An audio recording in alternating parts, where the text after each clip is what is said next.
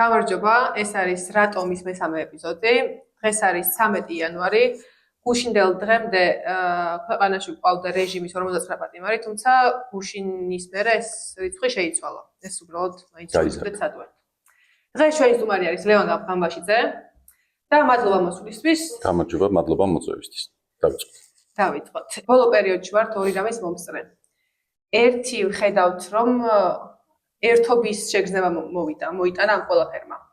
და გარეთ გავდივართ და აქამდე რასაც გვეძახდნენ ხოლმე და ჩემთ ახალგაზრდებს ვგულისხმობ.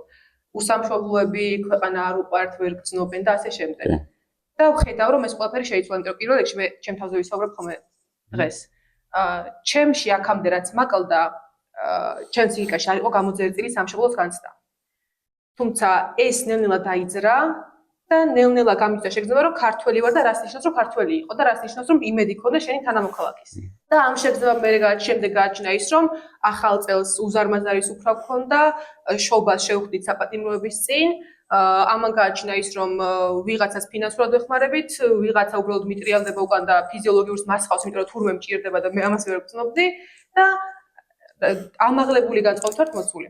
მაგრამ მეორე მხრივ, ბრუნდებით სახლში და იქ მეზობელი ან ჩვენი ოჯახის წევრი გვეუბნება, რომ იქ არ არსიდები, იქ გაგწუტეს და მოხვედი, ანუ ესეთი განწყობა არის. და იგრძნობა ხიდის ჩატეხილობა. კითხვა არის ის, რომ როგორ შეიძლება ვიცხოვროთ ერთდროულად ამ ორ პარალელურ რეალობას შორის და ამ სიტყვის გამოყენება არ მინდოდა დასაწყისში პოლარიზაციას გულისხმობ, რომ ეს პოლარიზაცია არის, თუ ეგ ისეთი სიტყვა არის ცოტა მოგონილი და არ არის ეგ სიმართლე. ხო, კი, საინტერესო აღწერა იყო ზოგადად იმ პროცესის, რაც ხდება ჩვენთან და მასე არის ნამდვილად სამშობლოც ისეთი ცნება არის, რა სამშობლო არსებობს კიდე სახელმწიფო, ხო? ჩვენ ორივეში ვცხოვრობთ, ერთი უფრო არის რაღაც სიმბოლოების და ღირებულებების ერთობლიობა და მისი ადგილი სად არის სამშობლოში, ხო? ანუ სამშობლო უფრო მაშინ არის, როდესაც თქვა ქვეყანას ვტოვებთ და ის სამშობლოში დავბრუნდი, ხო? და მეორე მხრივ რიტუალებში, რომელსაც ხანდახან აღვასრულებთ ხოლმე, ხო? ანუ თქვა ის აფხულში წახვალ სადღაც და მოილოცავ ადგილს ან დასასვენებლად წახვალ და აი ეს არის ჩემი სამშობლო. ან ბავშვს როცა უყვები ამბავს ქვეყანაზე, ხო? სახელმწიფოზე ნაკლებად ელაპარაკებ, ხო? ამ ტერმინებს არ იყენებ რა. სახელმწიფო არის სტრუქტურები, სასამართლო და სხვა და სხვა.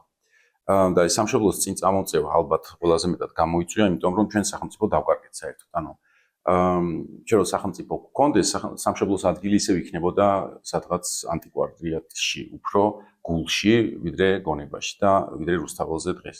იმიტომ რომ რაღაც ყველა სტრუქტურა თავის ფუნქციას ასრულებს და მე არ განვიცდი, რომ სამშობლო საფრთხეში არის რა. დამთხევა ამ რაღაცას შორის ხდება მაშინ, როდესაც დემოკრატიულ სახელმწიფოში მაგალითად ყველა სტრუქტურის მიღმა დგას ის, ვინც უნდა იდგეს მე, ხო? ანუ ამომრჩეველი და ხალხი. დღეს ამ ყველა სტრუქტურის მიღმა დგას კონკრეტულად ფიზინა ივანიშვილი და ყველაფერი გამოგვეცალა.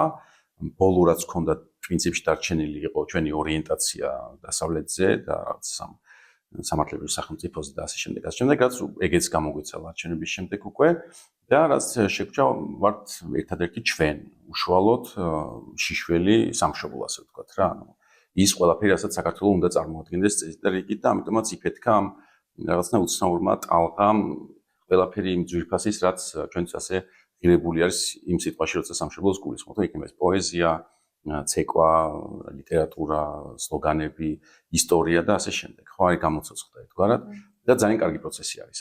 და ამის მიღმა აღმოჩნდა მოქალაქეების გარკვეული ნაწილი, რომელსაც შეუქმნეს წარმოდგენა, რომ ის რაც არის უზურპირებული სახელმწიფო მთელი თავისი სტრუქტურებით, ის დაიცავს მათ რაღაცა წარმოსახვითი მტრისგან თუ საფრთხეებისგან და ასე შემდეგ, რაც აბსოლუტურად ილუზორული ამბავი არის. ამიტომ ხშირად ჩემთვის როცა ამ პოლარიზაციაზე ვსაუბრობთ, ხომ ეს ამ სიტყვის გამოყენება არ გვიყვარს, იმიტომ რომ ძალიან ცუდი ისტორიული გამოცდილება გვაქვს პოლარიზაციის, ვიცით მოიტანა. ამ ტერმინიც რაღაცა კარგად გამოიყენა მთავრობა მათ შორის, იმისთვის რომ დავეშინებინეთ დიდი ხნის განმავლობაში, რომ აი რაცა უნდა მოხდეს, ჩვენ უნდა მოვითმინოთ ბევრი რამე, იმიტომ რომ პოლარიზაცია არის უარესი. მაგრამ ეხლა რასაც ხედავთ, არანაირი კვალი პოლარიზაციის საზოგადოების წევრებს შორის არ არის, ანუ ის იმპულსი სამოქალაქო დაპირისპირების ან სამოქალაქო ომის, რომელიც ეს ჩვენთვის ყოველთვის საძულველი არის და ეს ვიცით, რომ ამას სამსვლელები აღარ ვართ არავინ, იმიტომ რომ მართლმშობლიანი აქცია არის და არანაირ აგრესიულ ელემენტსაც ვერ ხედავთ ხოლმე ყოველ ჯერზე, როდესაც რაღაცა ვიღაცა პროვოკატორი რაღაც საფუძებს, მშვიდობიანად ვაცილებთ ხოლმე ისევ პოლიციის თანამშრომელთან, რომელიც ის თავის მხრივ აცილებს ხოლმე რუსთაველის მიღმა და რაღაც სრულებს იმასაც უნდა აკეთებდეს, ხო? ნუ პოლარიზაცია საზოგადოებაში არ არის, პოლარიზაცია არის მთავრობასა და საზოგადოებას შორის, ანუ რაღაცა სამშობლოსა და მიტაცებულ სახელმწიფოს შორის. როდემდე გაკაჩავს, მე არ მგონია რომ გაკაჩოს, იმიტომ რომ ნებისმიერ სახელმწიფოს ზურგს უნდა უმაგრებდეს რაღაცა, ხო? ეს არის ძლიერი იდეოლოგია, ამორჩეულთა დიდი მასა, ქალაქები და ასე შემდეგ. დღეს ესე არ არის, კი არიან რაღაცა ლოიალურად განწყობილი რეჟიმის მიმართ ხალხი, ძირითადად ამ ფინანსური ინტერესის გამო, ან თქვა უსაფრთხოების გამო არის ჯგუფი, რომელსაც მართლა რაღაცეების ეშინია, არის ჯგუფი, რომელიც მართლა რაღაცაზე არის გაბრაზებული და ცვლილება არ უნდა. ამიტომ ჩვენ მისთანაც ხშირად კამათი გვიწევს ხოლმე, იქაც უნდა ჩავშალოთ, ვის ვეკამათებ. ეხლა მე მყავს ხალხი გარშემო, რომელსაც არ ვეკამათებ, იმიტომ რომ ვიცი რომ ფინანსური ინტერესია მაგალითად. ანუ აზრი არ აქვს, მე იმთავით ვიცი რომ ჩვენ შორის რაღაცა კონსენსუსი არ შედგება, იმიტომ რომ ინტერესი არ არსებობს კონსენსუსის. ამიტომ მაგ დიალოგში შესვლას აზრი არ აქვს. და მაგალითად დიალოგში შესვლა შეიძლება ადამიანთან, რომელსაც ატყობ რომ ინტერესი აქვს და მართლა აინტერესებს რა გინდა იქ. ანუ არა ისე რომ რაკენით გაიწუწეთ, არამედ რატო ხარ იქ მაგალითად. და ესე მილაპარაკია და სხვათა შორის მაგ შემთხვევებში ხშირად დიალოგიც შემდგარა. ეგეთი შემთხვევები მაძლევს იმის ფიქრის საშუალებას, რომ გვაქვს ჩვენ უნარი შეგვწევს, არგუმენტებიც გვაქვს ძალიან ბევრი იმისთვის, რომ გავზარდოთ ჩვენი რიგები და ყველას დავუმტკიცოთ, რომ ეხლა რასაც ვკარგავთ სახელმწიფოსთან ერთად არის სამშობლო და ამაში ჩვენ უფრო მეტი გვაქვს საერთო ქართული ოცნების ამორჩეულთან, ვიდრე განგვასხვავებს კიდევ. წეღან ახსენეთ იდეაში მისი რა კითხვა გქონდა იმაზე უკვე ნახევარ ისაუბრეთ, მაგრამ აი დაინტერესებული ძალები მოაქვთ ხოლმე ესეთი მაგალითი, რომ 90-იანებში ეგრე იყო რა, რომ აი ოჯახები გადაემტერა ერთმანეთსო ის პერიოდშიო და აქ ესე ვერ ვხედავ, ანუ იქ შეიძლება რაღაცა წმენას ქონდა თან ადგილი. კითხვა არის, რომ ეს ესე იგი უფრო ანუ პროპაგანდის ნაწილია ის, რომ დაგვანახოს, რომ მე და სხვა ვარსებობთ, ანუ დედა ჩემი უკვე ტერმინოლოგიაში შემოდის ხოლმე, რომ თქვენ რა ქენით. და ჩვენ ესე ვფიქრობთ, ანუ ეს ნელ-ნელა ესე ჩამოყალიბდა და მაინც ჩაეშვა სადღაც. ხო. არა, ისე კი შეგვიძლია რაღაცა გამყოფები ნებისმიერ ნორმალურ სიტუაციაშიც რაღაცები განვასხვავებს და თქვენ და ჩვენ არსებობს რა, მაგის პრობლემა არ არის. თქვენ და ჩვენ დიდ დონეზე პრობლემა არის, როდესაც ხდება ამ თქვენის გადასროლა იმის მიღმა, რასაც ჩვენ ერი შეიძლება დავარქვათ, ხო? ანუ ამ რა თქვენ ქართველები არ ახართ მაგალითად რა. რაც პრინციპში მოხდა თავის დროზე, თქვა 90-იანებში იყო მსგავსი გამიჯვნა თქვენისა და ჩვენის, ანუ ქართველები versus არაქართველები, მაგალითად, როცა იქ ჯგუფი ამბობს, რომ რაც კომუნისტები ან ძველი კომუნისტები არ არიან საერთოდ ქართველები, ხო, იმიტომ რომ ისინი ემსახურებოდნენ რუსეთს. ანუ არგუმენტი მაგასაც ჰქონდა. პლუს 90-იანებში ნაციონალიზმი სხვა ტალღა იყო, 70-იანებიდან მოყოლებული 80-იანებში ძალიან მძლავრი ნაციონალიზმი აბსოლუტურად სხვა ფენომენი არის. კი, ეხლა ჩვენ სამოქალაქო ნაციონალიზმის რაღაც ბრწყინვალებას ვხედავთ, მაგრამ თავისი არსით სამოქალაქო ნაციონალიზმი ეგეთი აგრესიული არ არის ხოლმე, ვიდრე როგორც ეთნიკური ნაციონალიზმი, ხო? ანუ ჩვენ მაშინ აფხაზეთ და ოსეთის რაზეც ისქნა ხო და ატრიგერა რუსეთმა თავის დროზე ზუსტად ეგ იმპულსი და ემოცია იყო თქვენისა და ჩვენის გამიჯვნა და საკითხი ვისი არის საქართველო, ხო? დღეს ეგ საკითხი ესე არ დგას, ვიცით ვის არის საქართველო და გაითვალისწინეთ, რომ როცა ჩვენ ზღვარს ვავლებთ ხოლმე, ქართული ოცნებასაც არ გაუვლია სინამდვილეში საკუთარ ამორჩეულს ზეგხაზი, მიუხედავად ძალიან დიდი შემოbrunებისა და ღიად მანიფესტირებულად ხო რაღაცა რა ჩვენ ევროპაზე უარს ვამბობთ, როგორც კი იქიდან მოხდა ჩვენი მხრიდან საზოგადოებიდან ყბაში და დასავლეთიდანაც შესაბამისი რეაქცია იყო, დაიწყეს წუწუნი და თუ დააკვირდებით, ძალიან რბილები არიან თუნდაც ევროკავშირის ოფიციალური სტრუქტურების მიმართ, თუნდაც ამერიკის მიმართ რა, ანუ ესეთი პარადოქსი წესით არ უნდა არსებობდეს, როდესაც შენ უპირისპირდები რაღაცას ან ვიღაცას, თან ითხოვდე ამ რაღაცაში ან ვიღაცასთან გაერთიანებას. ესეთი უბრალოდ არ არსებობს, ხო? ანუ პუტინი თუ აგინებს დასავლეთს, თავის ხალხს ეუბნება, რომ აი ცუდი ხალხია და ჩვენ გვერჩის. ან რაღაცა ნებისმიერი ვიცი, ანუ დავასახელოთ, ხო, ირანი როცა ამბობს, რომ ირანელები ამერიკა გვებრძვის, ნერე ამას იყენებს ინსტრუმენტად, მაგრამ უბრალოდ სასაცილო იქნებოდა, რომ წარმოვიდგინოთ, რომ ირანი ეუბნება, რომ აი ძალიან ცუდი არის ამერიკა, მაგრამ ჩვენ აუცილებლად გავერთიანდებით ამერიკასთან რაღაცა კოალიციაში. ანუ ჩვენ გაგვეცინებოდა ქართველებს, მაგრამ არ გვეცინება, როცა ამას უყურებთ, იმიტომ რომ ჩვენთან იმდენად ახლოს არის, რომ ხანდახან გვაბრმავებს ხოლმე რა. მაგრამ მაგას უნდა დავაკვირდეთ, რომ ქართულ ოცნებას არ უთქვას ჩვენ რუსები და თქვენ ევროპელები სიტყვაზე რა. და ამიტომ ჩვენ ზუსტად ვიცით, ვთქვათ ეს თუ არსებობს ესეთი ჩვენ, რომ ქართული ოცნების ამორჩევის დიდი ნაწილი არის პროევროპელი. ეს ვიცით. და ზუსტად ეგ არის დაბანეული ამომრჩეველი დღეს და მათ სჭირდებათ აი ეს ხელის გაწვდომა, იმიტომ რომ ეგენი არ არიან დაინტერესებული ქართული ოცნების ძალაუფლებით, იმიტომ რომ ფული იშოვონ, მათ უნდათ ევროკავშირი უბრალოდ ვერ ხედავენ ჯერჯერობით მკაფიოდ, რომ ამას საფრთხე ემუქრება. Რაღაცა ინსტრუმენტებით მათი დარწმუნება მოხდა, რომ კი ჩვენ მაინც შევალთ, მიუხედავად ყველაფრის, იქნება ეს რაღაც გლობალური ამის პარტია თუ deep state ან პროპაგანდა იმუშავა, ცხადია და ჩვენ ახლა ამის ის უნდა მოვახდინოთ, ხო? უკან დავიბრუნოთ ეს ხალხი, ასე ვთქვათ. ეგ პროცესი დაწყებული არის და ცალსახად ჩემთვის მაგეთ მივდივართ რა, ის რომ დღეს ქართული ოცნების ბევრი ამომრჩეველი უკვე აქციაზე დგას და ბიზნესი რომელიც ადრე მხარს უჭერდა, ღიად ამბობს რომ არ უჭერდა ასე შემდეგ, ასე შემდეგ, ნიშნავს რომ ნელ-ნელა ეგ ხალხი ეცლება, ამ პროევროპელი ამომრჩეველი ეცლება. აი მე რაც დარჩება ქართული ოცნებისაგან. მან ზღვარის გავლება ბევრად უფრო მკაფიოდ შეიძლება და არ თუ საშიში უნდა იყოს, იმიტომ რომ ეგ თუ ჩვენ უმეტესობის გადმობირება მოახერხეთ, უბრალოდ ისეთ უმცირესობაში დარჩებიან, რომელიც წარმოუდგენელი. ეს არის პრორუსი, ცალსახად ღიად პრორუსი ხალხი და ალტინფოს და მის ამორჩეველი რაც იყო ობიექტების მაყურებელი თავის დროზე, ხო? პატრიოტ ალიანსის, რა წაიღეს თლიანად და ევროპელებთან ერთად უდევთ, ასე ვთქვათ რა და ამიტომ ისევ რა ამ ზღვარებზე როცა საუბრობთ ხოლმე მე ძალიან მჯერა რომ ბევრად მეტი გვაქვს სალაპარაკო უბრალოდ არგუმენტები ვერ მოვნახეთ ჯერჯერობით ერთ-ერთი ყველაზე პრობლემური და აქციაზე ხშირად მაგაზე საუბრობთ ხოლმე და ფიქრობ ეხლა რომ რაღაცა ჯგუფთან ერთად დავსწრეთ და მოვიფიქროთ საბოლოო არგუმენტების ნუსხა რა იმიტომ რომ არგუმენტებიც თვლადი არის საბოლოო ჯამში რაღაცა ამიტომ ეხლა როგორც მათემატიკაში არსებობს რაღაც 1+1=2 გზა ისე არსებობს განეიტრალება იმის რომ რუსეთი ხვალ ომს დაიწყებს. აი ხვალ ომს დაიწყებს მინიმუმ ამის არგუმენტი ეხავე მიდევს ჯიბეში და შემიძლიათ თქვენს გითხრათ და სხვასაც. ამიტომ თუ ჩვენ შევთანხმდებით რომ აი ამას აკეთებს პროპაგანდა და ჩვენ აი ამითი გავანეიტრალოთ და ამას ყველანი მოვეკიდებით სერიოზულად, ადრე თუ გვიან გადავტეხოთ რა, ну ცოტა დრო დაჭერდება. ერთ-ერთი იარაღი რაც აქვთ ამათ არის ის რომ იყენებენ შიშს. ნაცების დაბრუნების შიში. ხო, რა თქმა უნდა. და თან ერთ-ერთი არ ვიცი ჩემი ნაცემი მეუბნებოდა ხოლმე რომ ისე ანუ ვერ ხვდებიო რა გაქვთ გასაპროტესტებელიო, იმიტომ რომ რავი, მუშაობთო, ჩემში მუშაობა დაიწყო. ყველაფერი მისთვის, მისი პერსპექტივიდან მიდის კარგად და ვერც გამტყურე, იმიტომ რომ მართლა ეგრე არის. რაღაცეებს უბრალოდ ზღვარი არის, რასაც ხედავ ადამიანი არ ვერ ხედავ და რატო ვერ ხედავ, ამას კიდე თავის მიზეზები აქვს. რა რაღაცა რესურსი არ მოვიდა შენთან განათლება და ასე შემდეგ. აი თუნდაც 28 აპრილის აქცია რო იყო, ჩამოვიდა უამრავი ადამიანი ჩამოიყვანეს, ავტობუსებით იყო გავსებული ყველაფერი, თლიან ცენტრალური მოედანი და ტრაგედია იყო და როგორ მოახერხოთ ის რომ ემპათია არ დავკარგოთ და დავინახოთ რომ მაგათვისაც ბრძოლა გვიწევს რეალურად ჩვენ. ხო, აი ეგეთი კითხვებია. ხო, არა, ხო და მთელი პრობლემა ის არის რომ ფიქრობ რომ ძალიან სწორი შეკითხვები არის და მართლა მაგას თუ არ გავესწრებ პასუხები, წინა არ წავიწევ. და სამწუხაროდ ის ვინც უნდა უფრო ხმამაღლაცემდეს ის არცებს ახლა გამბაშზე ასე თქვით. ალბათ ნაკლებად მნიშვნელოვანია იმისგან განსხვავებით ვისაც ძალაუფლება აქვს რომ ამის შეცვალოს, ხო?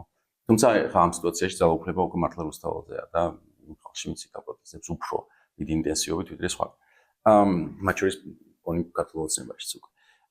და რომ მოუყვეთ რა, ანუ მაგალითად ნაციონალების შიში, ხო, ძალიან მარტივი ნეიტრალებელი ამბავი არის. პირველი 10% აიღეს ბოლო არჩევნებს.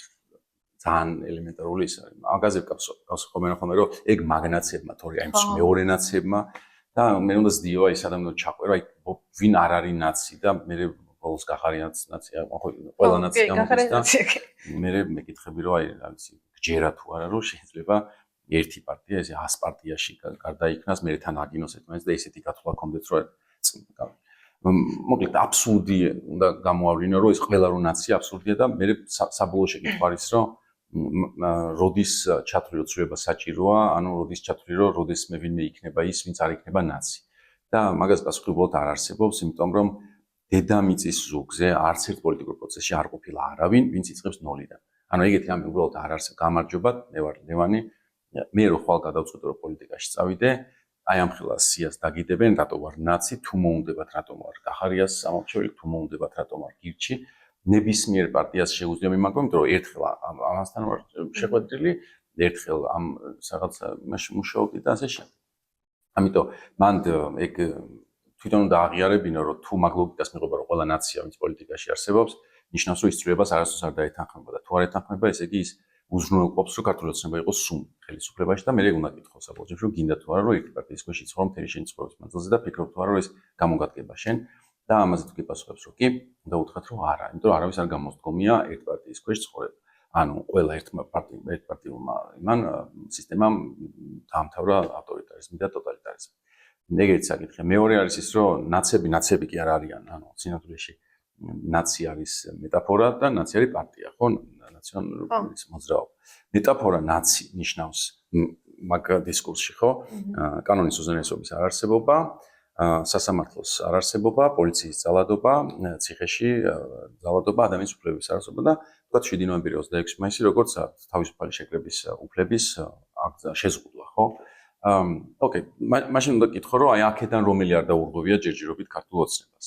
ეხლა ჩამოთვალე ყველა დარღვეული აქვს, სასამართლო არა გაქვს, მანიფესტაციებს ნახეთ როგორც არბევენ, კანონის უზენაესობა არ არსებობს, მე მიჭერენ და სხვას არ იჭერენ იგივე რამის გამო და ასე შემდეგ. ამიტომ ყველაფერაც მეტაფორა ნაცი შეიძლება იყოს საშიში, ისე როგორც აი მაგალითად ფაშიზმი, ხო? ფაშიზმი ან ნაციზმი არსებობს სადღაც იმას კი არ ნიშნავს რომ ჰიტლერი უნდა იყოს ხელმძღვანელი, არამედ მოდელი. და მოდელი ცალსახად ეხა ისე დღეს მაგაზე იმაშობთ, ხანო, ჩვენთვის ერთ-ერთი ყველაზე ცნობილი რაც ნაცებს უკავშირდებათ ცუდი кейსი, სადაც ადამიანის სიცოცხლე იქნა მოსპობილი, ხო, გირგვლიანის საქმეს გულისხმობ. მისი ამ საქმემ გამოაჩინა, რომ პოლიციას პრობლემები ჰქონდა და რომ პრობლემები ჰქონდა სასამართლოს და იგივე სასამართლოს მოსამართლე დღეს არის უადოდ გამწესებული და მას იცავს ადამიანი, რომელიც ნაცების დროს მეორე გახმაურებულ ამბავს სპეცოპერაციას, რომელშიც გაჟღერდა შინაგან საქმეთა მინისტრის მიერ 2 გვამი მინდა, აი იქ ვინც იყო ხარება, ის იცავს ამ მურუსიძის ხო უსაფრთხოებას, რომ რესტორანში ჩვენივად იგემოს მაშინ როცა მისი კლანის წევრები უკანონოდ უსჯიან რაღაცებს ძალიან დიდ წლებს. ამიტომ დღეს თუ ნაცის ვინმე შეიძლება რომ შეშინებოდა, ის მურუსიძე და ის ხარება ისევ ძალაუფლებაში არიან. სხვებს არავის არ ჩამოთვლით, კიდე ძალიან ბევრი ერთი ადამიანი არსებობს. ამიტომ სისტემურად ქართულ ოცნებამ ეხლა რაც მიიღო, სინამდვილეში შეიძლება მიიღოს ნებისმიერმა მომავალმა მთავრობამაც, თუ ის გააკეთებს ამას. დაიმორჩილებს სასამართლოს, დაიმორჩილებს პოლიციას, რაღაცა ძალაუფლება არ იქნება გამიჯნული ერთმანეთისგან, კანონის უზენაესობა არ იქნება. 100 წლის მერე ვინმე სხვა რო გააკეთოს ეგ, თქვა ლევან ასკურავა პირობითად, ის ნაცი კი არ იქნება, ის იგივეს გააკეთებს, რაც თავის დროზე საშიში იყო ნაცებთან ძალაუფლების კონცენტრაცია პატარა ჯგუფის ხელში. ეს ყოველჯერზე საშიში იქნება და ეს კარგად უნდა აუხსნათ, რომ შენ თუ რამის გეშინია, მას არ აქვს კონკრეტული პარტიის სახელი სინამდვილეში, არამედ არის კანონის უზენაესობის არარსებობა. ეს სახელი არის და ამ ტერმინებით უნდა ველაპარაკოთ.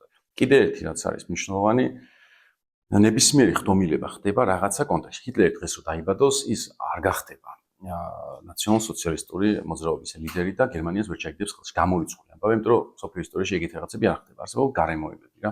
ნებისმიერი ისტორიული ანალიზი, მაგალითად დავით აღმაშენებელი რო დაბადებულიყო, ნუ რა გითხრათ რა, მე-19 საუკუნეში ან არის იქნებოდა თერგდალეულების წევრი, ან არ იქნებოდა კიდე, ან აუცილებლად დიდგორს მოაწყობდა, სად მოაწყობდა, დიდგორი რატომ მოაწყობდა დიდგორს, ხო, ანუ თვითმიზანი ხო, რომ მე დავითი ვარ, ამიტომ დიდგორი უნდა მოაწყო. დიდგორი იმიტომ მოხდა, მაგალითად, რომ ჯვაროსნული ომები არ ყოფილიყო ჯვაროსნული ომები, არ იქნებოდა დიდგორი. ანუ დავითის ფენომენი მარტო თავის თავში მატარებელი რაღაცა დიდი გიგანტი კი არ არის, არამედ გარემოებების დამთხევა რა. ნაცმოძრაობა რამ მომენტშიც ვთქვათ რევოლუცია მოხდა და როგორც გამვითარდა შემდეგ ყველაფერი, იქ ხო გარემოებების დამთხევა. მაგალითად რო ამბობენ, რომ ძალადობა, ხო, მაგალითად ძალადობას დაკვეთა ჰქონდა მაგალითად ნაცმოძრაობას, ხო, იმიტომ რომ ჩვენ ისეთ აბსოლუტურად რაღაცა ამორფულ უფორმო სახელმწიფოში ცხოვრობდით შევარდნაძის დროს, რომ ფორმების შექმნა გახდა საჭირო, ხო? ანუ ამ ფორმების შექმნა ყოველთვის რაღაცა რეფორმა ქვია მაგ პროცესს და იწვევს ძველი ფორმების ნგრევას და რევოლუციური მთავრობები ყოველთვის რევოლუციური მთავრობები არიან. ანუ არ არსებობს რბილად, აი რევოლუცია მოხდა და მე ყველაფერი რბილად განვითარდა, საფრანგეთის რევოლუცია დღემდე გრძელდებაო, ესეთი ვერსიაც არსებობს და რაღაცა მის პირველ პერიოდში რაღაცა რობესპიერის ჩათვლით 40000 ადამიანი უბრალოდ მოკლეს რა. დღეს საფრანგეთის რევოლუციას აღნიშნავენ. მაგრამ 40000 ადამიანი მოკვდა უშუალოდ რევოლუციის ამ ხანაში. რატო აღნიშნავენ? იმიტომ რომ გარდაქმნა იყო დიდი. ანუ არავინ არ ამბობს, რომ მოდი სისხლიანი, ის ქვია reign of terror, ანუ ტერორის მმართველობა ქვია მაგ პერიოდს, ანუ კარგ პერიოდად არ არის შეფასებული, მაგრამ რევოლუცია მაინც დასაფასებელი. ხო და დაახლოებით იგივე იმაში ვარ სიტუაციაში ვარ ახლა დღეს. ანუ დღეს რო ჩაიგდოს ნაცმოძრაობამ თქვათ, რომ ჩაიგდო ძალაუფლება ხელში, საზოგადოებას ხო უყურებთ, როგორი საზოგადოება არის რა. ანუ ამის დაკვეთა, ამ საზოგადოების დაკვეთა აღარ არის ის, რომ აი წართვით ქონება და გადაანაწილეთ. შევარდნაძის დროს ჩვენ ვიცოდით ფეოდალები, ესე ერქვათ კი არა, ესე იყვნენ კახეთის ფეოდალი, რომელიც მართავდა ყველაფერს კახეთში, ჰქონდა ძალიან დიდი ქონება და ვიცოდით, სად იყო ქონება კონცენტრირებული. საირმის გორაზე კონკრეტულად, წყნეთში კონკრეტულ ადგილებში რა. ანუ ესეთი ფუფუნების ფეოდალური სისტემა ჰქონდა შევარდნაძის და ხალხი ისე დამწერებული იყო მოწყობის უშუქობის რაღაცების გამო. კი, დაკვეთა რევოლუციური იყო, რომ ეხლა სასწრაფოდ აი ეს ხალხი, რომელიც მე გამამწარა, თავისთვის შეიქმნა ფუფუნება და მე გამაღარიბა, დასაჯე და მე რამენაირად წინ წამწიე რა. მაგალითად, რა ვიცი, მე რომ ვერ ვეწყობოდი უნივერსიტეტში, სასწრაფოდ ეს პროფესორები გაიყვანე უნივერსიტეტიდან და ნებისმიერი, რა ვიცი, გლეხის შვილსაც უნდა შეეძლოს, რომ უნივერსიტეტში ჩააბაროს, ისე რომ ნაცნობი არ ყავდეს თბილისში არავინ რა. ეგ მოხდა. ხო, რეალურად მოხდა რა და ამიტომ ოღონდ მოხდა ინფორმებით, ახლა მთავრობა მაშინ და რევოლუციური ესე ფიქრობს, რომ თუ ხალხი ესეთ რამეს დამიკვეთავს, მე მათ ვაჩვენებ ცოტა უფრო მეტ სანახაობას, მაგრამ ვაჩვენებ ამ პროფესორებს როგორ ყრი ერთიანად. ანუ არა მარტო სამართლიანობას აღვასრულებ, არამედ ცოტა შოუს ელემენტებიც ექნება რა. ეხლა მამას ისევ საუბრობ, მაგრამ ფაქტია რა, ესეთი ამბავი არის. ხო და დღეს ესეთი დაკვეთა საზოგადოებას არ აქვს. და ესენი როცა გვახსენებენ, რომ ნაცმოძრაობის დროს გახსოვთ რა ხდებოდა, ეგ ვიცით და გავიარეთ, ეგ არავის არ დავიწყებია. გავიგეროთ თავის დროზე ბიზნეს სიტყვაზე იმაშობოდა. ეს არ წასულა არსად, ეს ცნობიერებაში არის, მაგრამ ხო მოვინელეთ, ანუ როგორც სახელმწიფო, როგორც საზოგადოებამ, მაგრამ ეს იმას არნიშნავს, რომ დღეს დავთანხმდებით იმას, რომ ეს რა ვიცი, მოსამართლეები ნოტარიულად გაუშვებენ ყველას ციხეში უდანაშაულად, ხო? ამიტომ საზოგადოებას არ აქვს დაკვეთა არ ძალადობაზე, ანუ ერთადერთი რაც უნდა არის სამართლიანი არჩევნები, რომლითაც მე მოაწყობს ცხოვრებას, ისე როგორც უნდა მოაწყოს და ძირითადი დაკვეთა ჩემი აზრით არის ბოლო სტადია, როდესაც მართლა კარგი სახელმწიფო უნდა გავხდეთ რა. როცა სახელმწიფო სტრუქტურები გაიმართება ღირებულებების მიხედვით და არა ვიღაცა ერთი ადამიანის ხო ფანტაზიების მიხედვით, ხო? ამიტომ ეს თუ მოახერხეთ და ყველაფერი მაგეთ მიდის, რომ ჯეჯობით როგორც საზოგადოება კარგად ვდივართ და უნდა მოახერხოთ, ძალიან კარგი შანსი გვაქვს, რომ მართლა წესიერი სახელმწიფო შევქმნათ და რაც ყველაზე მნიშვნელოვანია რა. არანაირი დაკვეთა საზოგადოებაში შურისძიებაზე არ არის რა. და ეს სამწუხაროდ არც ოპოზიცია გააჟღერა ძალიან კარგად, მაგრამ მე ჩემი თავი ვიცი და ამიტომ და ჩემს გარშემო ხალხი შევარდნაძე როცა გადადგა, ის დღე იყო მგონი ბოლო ჯერ ვახსენე შევარდნაძე, იმიტომ რომ დამორჩა რა და ეხლა სხვა რაღაც იყო გასაკეთებელი კი. მაგრამ დღეს ეხლა აი რატო ვიცი რომ შურისძიების ხალხი არა ვართ, იმიტომ რომ ოპოზიციურ არხებზე და იქაც ჩვენ ხედავთ ხალხს, რომელიც გუშინ წინ იყვნენ ქართული ოცნების პარტიაში. ანუ გახარია დგას აქციაზე და მიუხედავად უდიდესი, ანუ მაგ კაცმა დაგვარბია და ხალხს ჯანმრთელობაში გაუფუჭა სამუდამოდ, ხო? და რაღაცნაირად ანუ მასაც აქვს ბრალეულობა კი არა და აქვს ბრალეულობა ჩვენ იგივე საზოგადოების მიმართ, მაგრამ ხალხი ამბობს რომ ოკეი, ეხა ამ ბრძოლაში შენ ამის წინააღმდეგ ხარ და ამიტომ ხარ მოკავშირე რა. და ეგეთი შემრიგებლური საზოგადოება ძალიან კარგი მოტივატორია ვიფიქროთ იმაზე, რომ როცა სახელმწიფოს მშენებლობაზე გადავალთ, არ იქნება რევანშისტული განწყობები, არ იქნება ის რომ ეს იმისიანი, ეს ამისიანია, არამედ თუ გაიხსენებთ, დაკვეთაც პირდაპირ ეგეთი იყო, რომ ჩვენ გვინდა კოალიციური მთავრობა, ანუ ხალხი ამ არჩევნებზე ბოლოს რომელიც არ შეგვარგეს, გავედით იმ განწყობით, რომ ეს იქნებოდა უკვე კოალიციური მთავრობა. და მაგიტომ კოალიციური მთავრობა ტვინში, ჩვენი ქართველების ტვინში უკვე ლაგდება, ანუ პირიქით, ჩვენი ცნობიერება უკვე არის მზად, რომ კოალიციური მთავრობა გქონდეს, იმიტომ რომ ჩვენ ვართ თვითონ ეგეთი ხალხი და ჩვენ ვართ ძალიან ჭრელი, მაგრამ თანამშრომლობთ. ეხლა მზად ვართ, რომ ეგეთივე მთავრობა გქონდეს რა და თავის დროზე არც შევარდნაძის უნდა წესრიგი დაემყარებინა, სააკაშვილს უნდა სახელმწიფოს ფორმა მიეცა, შუმა არ ვიცი რა უნდა ექნა, მაგრამ რაც ქნა, მიიღო ის რაც მიიღო და ვიცხოვრეთ თქვა აი რაც ხო რა ბიზნესი აღარ არის დატოვებული, კი ბატონო, აი ესენიც უნდა მომხდარიყო და ეხლა ერთი ნაბიჯი გვაქვს უბრალოდ დარჩენილი, რომ მოვაწყოთ კოალიციური მთავრობა, სამართლებრივი სახელმწიფო. შანსი გვაქვს თუ არა, ძალიან დიდი. ცნობიერება ვართ თუ არა მზად, ვართ. ამიტომ იმედიანად. ესე იგი, ეხლა მაინტერესებს საიდან შემოგვეპარა ეს ყველაფერი, იმიტომ რომ ჩემზე ვიტყვი ისევ, სანამ ეს რა შემოგვეპარა? აი ხლა ავხსნი, სანამ უკრაინა რუსეთს ომი არ დაიწყო და სანამ ეს რუსული კანონი არ მოვიდა, თითქოს ანუ რაღაცა ცოტა გვეძინასავით და მე მეძინა და ჩემს ორ დაქალს პირობითად გვეძინა და ვერ მივხვდით აი ის რომ დღეს მოვედით და დედაჩემი იმედს უყურებს და იქ ტყუილებს ამბობენ არგუმენტირებულად არგუმენტულ anyway აი აქამდე საიდან მოვიდით რომ როგორ ვერ ვიგრძენით რომ ეს ნაბიჯ რაღაც ხდებოდა რაღაცას კარგავდით და ბოლოს შევქუშა ხელში რომ აი ეს ყველაფერი ხდება აი იმედ ტყუილებს ამბობს უკვე სხვა ეტაპზე ვართ გადასული ეს ტყუილი აღარ არის ეს ანუ ისედაც ზოგადად მედია არის რეალობის შემოქმედი მე-20 საუკუნეში მერე ალბათ ხო ალბათ ანუ აღარ აღმწერი არამედ შემოქმედი ეს ისედაც ვიცოდით რაღაც ჰიპერრეალობაში ცხოვრობთ და მაგრამ ეხა საერთოდ სიგიჟეს გადავიდნენ ანუ ეხა ბოლოდ ამბებს კი არა მახინჯებენ ამბებს იგონებენ საერთოდ ხო და მე ამ პოსტივი უფრო მაგრამ იმედიც არ აქვს მაგას შესაბამისად როცა მაგის მაყურებელი ხარ და როცა შენ გჯერა იმის რომ აი ტელევიზორი რაღაცას ამბობს და რახან ტელევიზორში ამიტომ სიმართლე არის რა ვიცი დღეს მაგალითად ბავშვები იგივენაირად უყურებენ ინტერნეტს გეუბნებიან ინტერნეტში იყო მას და მე გეუბნებიან რომ პირამიდები ააშენეს უცხოპლანეტელებმა და მე ვთქვი ინტერნეტში კი იყო მაგრამ მოდი საიტი შევამოწმოთ ხო რა ის უცხოპლანეტელებმა მოკლედ ამ ქაოსში გარკვევა ძალიან ჭირს ანუ ყოველთვის ჭირდა რა მართლის და მტყუანის ტყუილის ერთმანეთისგან გარჩევა ეგ მაგათი ბრალი არ არის რა ანუ რაღაცნაირად ყველას ინდივიდუალურად და ცოტა საგანმანათლებლო სისტემისას და ასე შემდეგ რა მაგრამ მოსვლას რაც შეეხება ეგ ისევ ეგეც ცოტა ჩვენი ბრალი არ არის ისაც გეძინათ ხო იმიტომ რომ არის ხალხი რომელიც 2012 წლის 2 ოქტომბერს უკვე იძახდა რომ რუსეთი გავიდა და ცოტ დღეში იყო და ეხა ამბობს ხო ანუ რა ვიცი სულ ჩანდა ხო პრინციპში მაგრამ ეგეთი ცხადი არ არის რა სინამდვილეში შემიძლია ყოველთვის დავიჭირო რაღაც პოზიცია მაგალითად თქვა რომ ეს საქართველოს ნაკრები უჯველი წააგებს და მე ვიძახ შეიძლება წააგოს და მე რაღაცა ევროდის ვიძახდი რა და ნუ ახლა მაცალე იქნებ 97 წუთზე ვთქვა პირველად ეგ მე ხო მე დავინახო რომ წააგებს რა ესეც არის უბუნებრივესი პროცესი და მაგიტო თუ აი ემპათიაზე საუბრობთ რომ როგორ უნდა ერთმანეთს ველაპარაკოთ ანუ ჩემი პოზიცია ყოველთვის ეს არის რომ ვინც როდის მიხვდა თავარი არის რომ მიხვდა და გავედით უკვე იმ დონეზე რომ უკვე ერთად გევართ ეხლა შეკითხვა არის ეხლა რას ვაკეთებთ რა ანუ მე არ მაინტერესებს თქვენ 2013 წელს მოხვედით გონს თუ 2023-ს თუ 24-ში ან უკრაინის მერე ან მანამდე ხო იმიტომ რომ რა ვიცი როგორ ჩანს მანამდე ვერ აგიხსენით წესიერად პლუს ამას ემატება ის რომ ადამიანი ზოგადად მიდრეკილი არის რომ იყოს წყნარი მშვიდი ცხოვრება აწარმოოს და ამის აკეთებს ყველაფერს ამის ცნობიერება აკეთებს ამას ყველაფერს ავტომატურად ის რომ თქვენ არც გეკითხებათ ამას რა ანუ ის რომ მე მაგალითად ჩქარავს სკროლავ ხოლმე იმ ინფორმაციას რომელიც მე არ მაინტერესებს არის ჩემი ბუნებრივი მდგომარეობა ყველას აბსოლუტურად რა ეგეთები ვართ რა კაი არ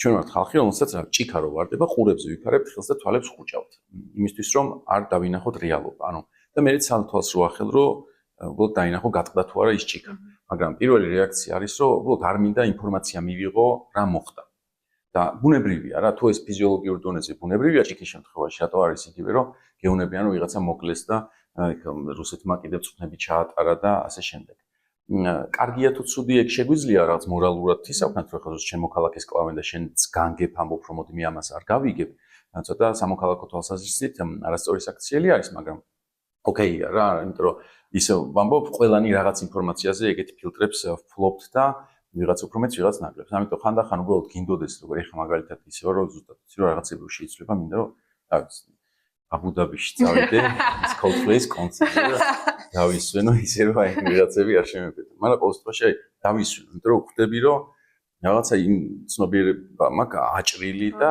სხვანაირად არაფერზე არ ვფიქრობ თუ არა პოლიტიკაზე რა მარტო მე არაფერზე ხო და ეს დასვენება რამდენხანს მე იმაზეა დამოკიდებული მაგრამ არ მგონია იმიტომ რომ უფლება აღარ მაქვს ეხლა რომ რაღაცა ცვლილება ხელი შევუწყო და მე ვთქვა რომ ეხლა რა მეცვლილება მოვახდინე იგივე მე დავწყნარდები და თქვენ მიხედეთ ამ ცვლილებას რა ეგ გააკეთა ქართული ოცნების სამორჩეულმა ბევრმა და თქვა რომ აი რაღაცა ჩვენ უკვე ცვლილება მოვახდინეთ და ეხლა ჩვეულებრივი კარგი ცხოვრება არის მე მეკამათებოდა ხალხი ბევრი რომ და თუ ვამბობდი რომ მოსამართლეებს რას უპირებთ აი ესეთი кейსი რო გაქვს რა მოსის დაწინაურება გეუბნები რომ ეს ადრე ურეკავდნენ ეხლა აღარ урეკავენ ანუ ადამიანებს ჰქონდათ სრული ნდობა ბიზნეს იმაშვილს რომ ის იგივეს არ გააკეთებდა რაც გააკეთა და სხვა მაგრამ თუ პოლიტიკური ფილოსოფია იცი და აქ არის სადაც ვსდებით ხოლმე და რაცაც უნდა შევთანხმდეთ ყველა ქართველი განათლების რეფორმის წყალობით ჩვენ იმ დონეზე უნდა ვასწავლოთ ბავშვებს პოლიტიკური ფილოსოფია და შესაბამისი ლიტერატურა რომელიც პოლიტიკას ეხება ხო რომ პირველივე ნიშანზე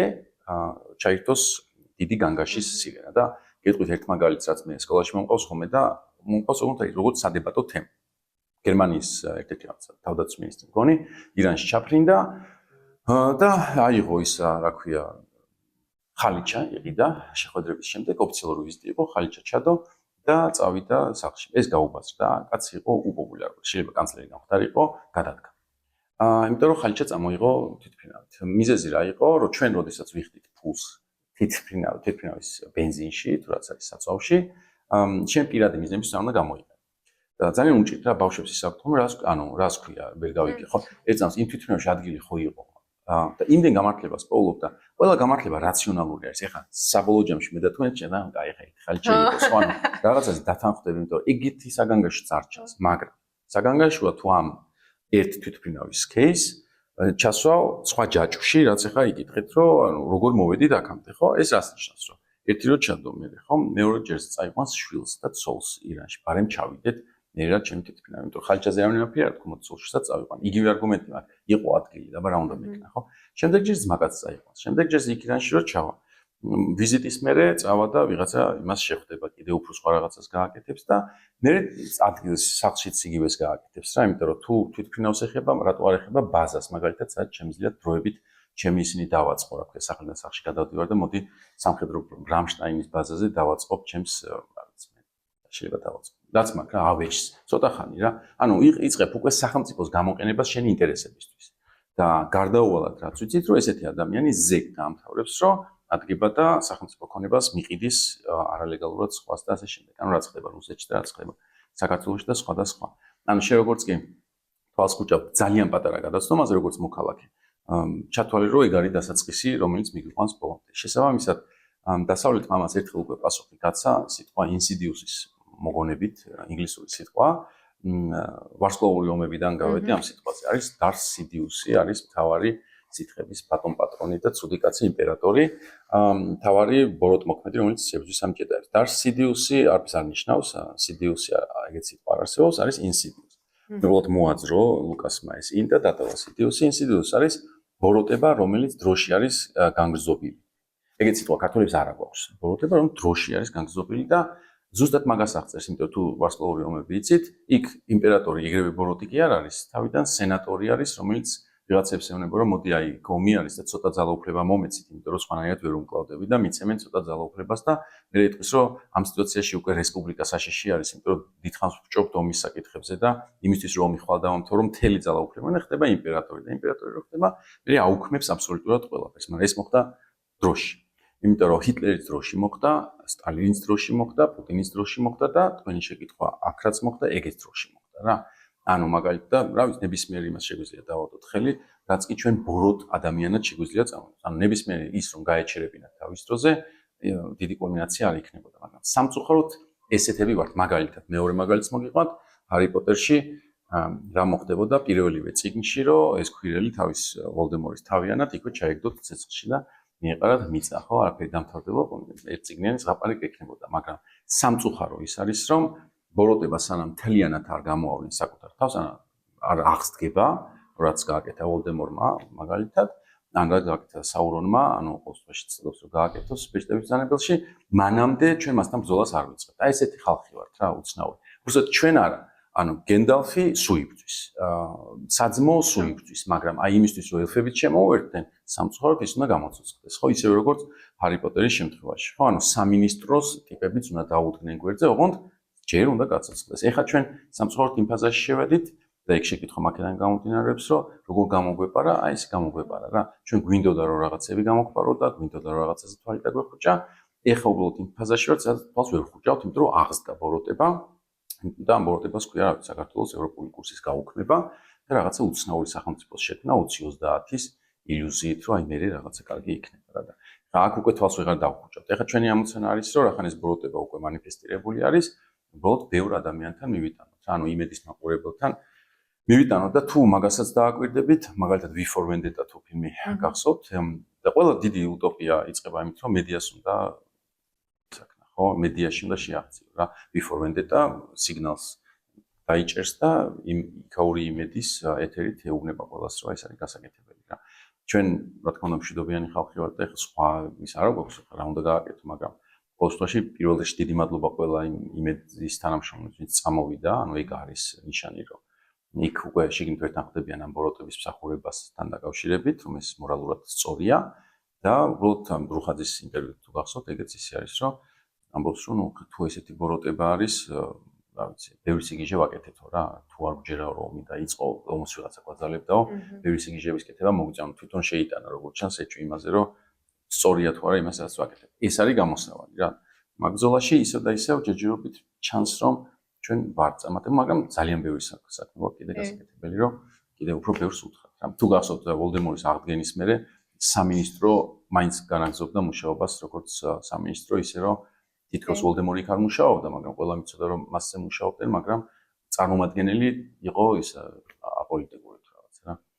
და ამიტომ ჯერჯერობით კიდევ ეგ გასაკეთებელი გვაქვს, რომ აი კიდე უფრო ბევრი და რა ვიცი, რატომაც არა რა. ძალიან მიყვარს რომ უკვე მეორე სტუმარმა ჩაინტეგრირა, Lord of the Rings და თქვენ კიდე განავრცეთ და ძალიან მიყვარს. აი სკოლაში უნდა შეიტანო რა. აუცილებლად. იმიტომ რომ ზუსტად ეხლა რაც ვილაპარაკეთ, ეგრე თუ გაარჩევ, ბავშვებს კარგად აუხსნი, რომ ხო ეგრე არა, მანამ ბოროტებას უნდა ებრძოლო, სანამ ის ბოლომდე გაძლიერდება. და ერთი მაშინ კარგი გადასვლა იქნება ეს კითხვა და გმირის მოგზაურობის რა ეტაპზეა საქართველოს და მითი გავაგრძელებთ. ხო, აი ის არის როგორც წესი ამ გმირის მოგზაურობაზე ვცდილობ მაგ ნაწარმოებებს ვიყენებ ხო? მაგრამ არის კიდე უფრო ხეცი ნაწარმოები, ნუ კიდე უფრო სხვა, მაგრამ ძალიან ხეცი მატრიცა ხო? და მე მგონია რომ ყველაზე მეტად ეხა ამ ფაზას რაც ოღონდ არ მინდა რომ ისე იყოს, თან მინდა რომ ის არ ვიცი რა, იმიტომ რომ სამწუხაროდ გმირის მოგზაურობა მერე პოსტფაქტუმ შეგიძლია რომ შეაფასო რა, რომ რაღაც ის გაქცევის ფაზა, მოგების რაღაც ხმლის მოპოვების ფაზა თუ რა ფაზა არის რა.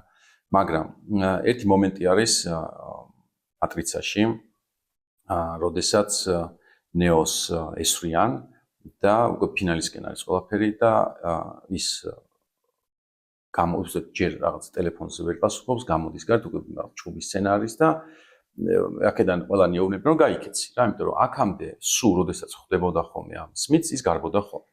ერთხელ დაუდგა, როდესაც სახურავზე იყო და ეს როს დაიცილა ტყუები, მეორჯერ უკვე ეს ფაზა არის, რომ კიდე გაიქეცი და კიდე უნდა სამი გაქცევა აკეთე, ანუ ვერ უმკლავდება რა სისტემას, რა ვერ უმკლავდება. ვერანაირად ჯერ არ აქვს გაცნობიერებული რჩეულია და უცებ როენებიან ჩერდება და იძახის რომ არა რა.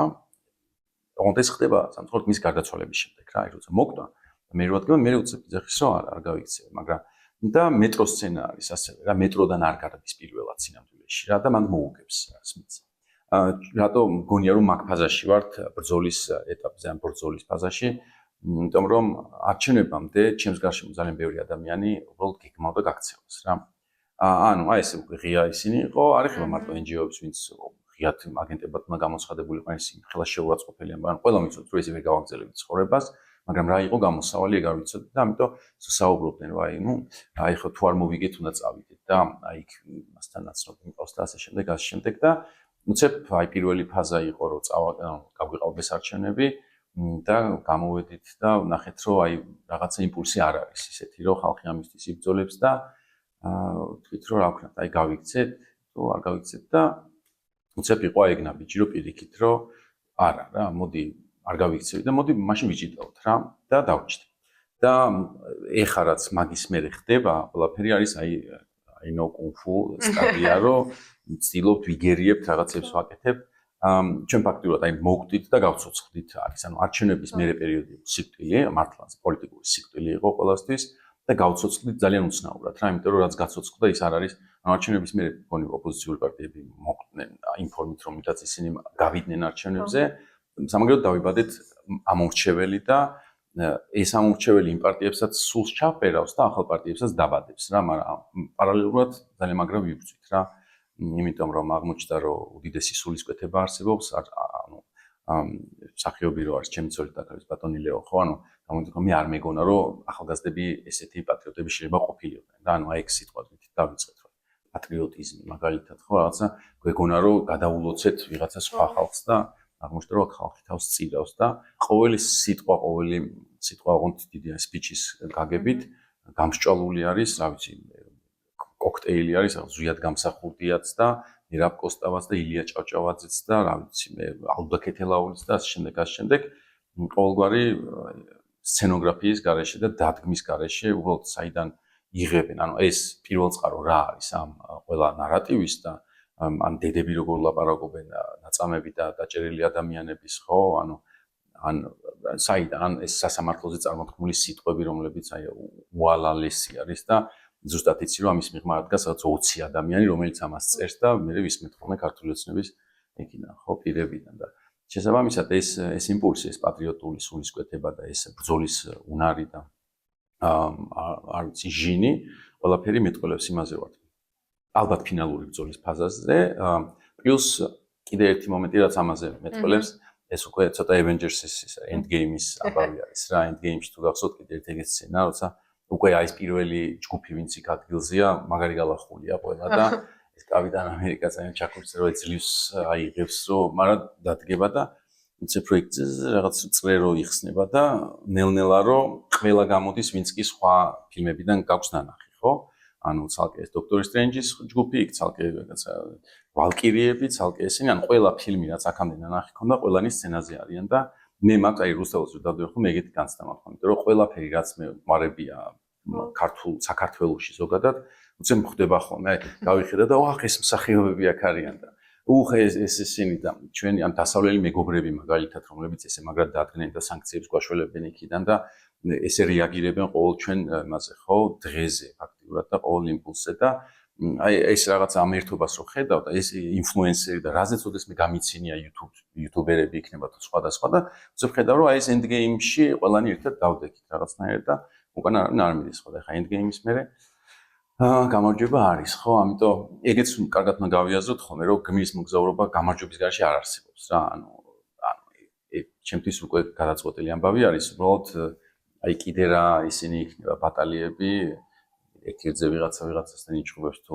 ვინ გამოგვეცლება სამწუხაროდ დროებით ხელიდან, აი მაგის გადატანა მოგვიწევს, იმიტომ რომ იქით მხარეთთვისაც Endgame არის, ისიც ყველაფერს კარგავს რა. მაგრამ ნუ იმედიანად რა ყოველ შემთხვევაში ალბათ ბოლო ფაზაში ვართ. მისი რეაქციებიც მაგაზე მეტყველებს და ჩვენი მიწოვაც ხო და რატომაც არა. ძალიან კარგი. მე მგონი ეხლა უნდა დავასრულოთ. აი გემრიელი დასასრული გამოვიდა, იმიტომ რომ ძალიან რეზონირდა ჩემთან და იმაჟირიალე და რუსთავად როგორც მაჟირიალოს მოაჩავდი, რა ესეთი ფიჩი ხო ყოველს. ძალიან დიდი მადლობა. მადლობა. საინტერესო და საინტერესო ყოფნა საუბარი. ჩვენს ალბათ მეოთხე საძირაშიც ვიხილავთ.